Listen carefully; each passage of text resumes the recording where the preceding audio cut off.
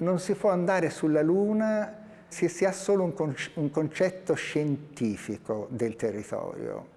Bisogna andare sulla Luna se si capisce anche l'arte, se si capisce e si ama l'antropologia, se si amano queste culture, se si ama chi ha visto il cannocchiale di Galileo, se si ama chi o si capisce chi o si rispetta chi con la Luna ha saputo per migliaia di anni seminare, capire le stagioni, capire il ritmo e averne anche un certo distacco e una certa paura.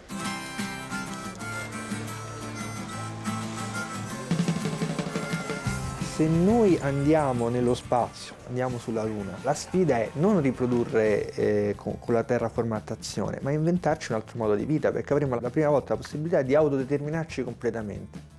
Credo che un'antropologia del futuro sicuramente debba cominciare a smettere di guardare entro i confini dell'endosfera, insomma, no, dell'atmosfera terrestre. Perché quello può essere davvero un passo decisivo per capire quello che abbiamo in casa, per capire le piccole alterità, non squalificandole, ma immagino che rispetto a un alieno la mia distanza con un asiatico sia assolutamente trascurabile. Lo sguardo allo spazio pone il problema di pensare un'umanità nella quale il tema etnico sia completamente ripensato e non sia più quel luogo abrasivo di conflitti, di prevenzioni, di pregiudizio e possa costituire lo spazio di costruzione di un universale assai più pragmatico e concreto di quanto noi siamo abituati a pensare magari dalla tradizione illuminista.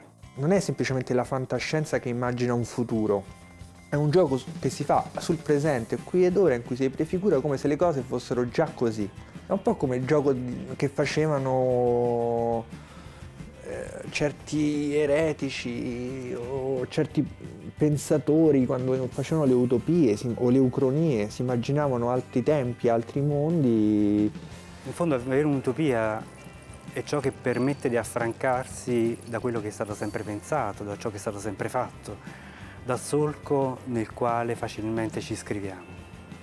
E forse chi più di noi ha bisogno adesso di affrancarsi da una tradizione che si sta rivelando sempre più problematica. Gideboard, introduzione a una critica della geografia urbana, 1955. Di tante storie a cui partecipiamo, con più o meno interesse, la ricerca frammentaria di un nuovo stile di vita resta il solo aspetto interessante. Centrale nell'estetica di Constant è il concetto di situazione, cioè l'edificazione di un microambiente transitorio e di gioco per un momento unico della vita di poche persone.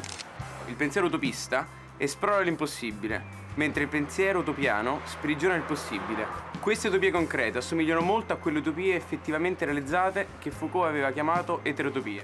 Riuscire attraverso questa metafora della Luna, della scelta di un'emarginazione e di un isolamento radicale, no? Di un isolamento estremo, come quello di andarsene finalmente sulla Luna, è sicuramente un'istanza di libertà.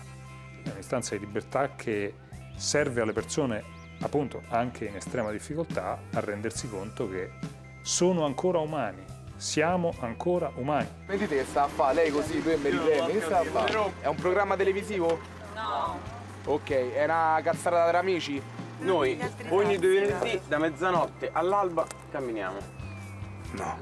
Tutti sulla Luna volete andare? Tutti sulla Luna, ma più tutta la gente che incontriamo. È difficilissimo lo fa. E magari, siccome c'ha molto in cervello, magari si potrebbe fare una cosa sensata più fattibile. Tipo?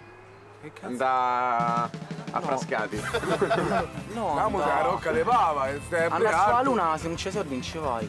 La condizione degli emarginati si può sposare a un'ipotesi di frontiera. In fondo l'ultima frontiera era quella dello spazio e l'idea di colonizzarla sta tutta nella letteratura di fantascienza, l'idea di esplorare altri mondi, l'idea di colonizzare altri mondi. E se quella diventa l'ultima terra promessa per le persone che non hanno nulla, secondo me è una grande storia da raccontare. Sin dall'inizio avevamo contemplato la possibilità di fallire. L'obiettivo che volevamo raggiungere non era certo dietro l'angolo e la distanza da percorrere non si misurava solo in chilometri. Da soli non ce l'avremmo mai fatta. Così abbiamo chiamato a raccolta le persone che ci avrebbero potuto aiutare a creare il primo programma spaziale autonomo.